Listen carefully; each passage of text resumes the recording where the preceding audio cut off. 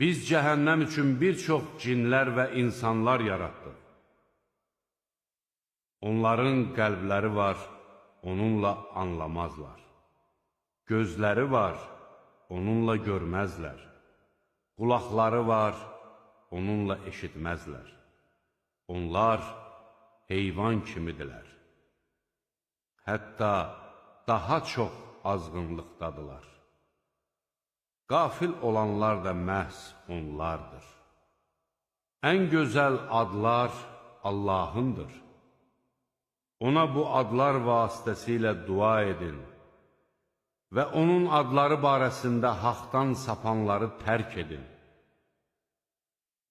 Onlar etdikləri əməllərin cəzasını alacaqlar.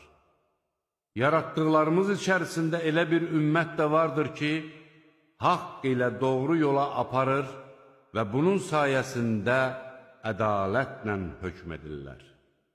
Ayələrimizi yalan sayanları, özlərinin də bilməyəcəkləri bir yerdən tədricən tovlayıb, məhvə aparacaq.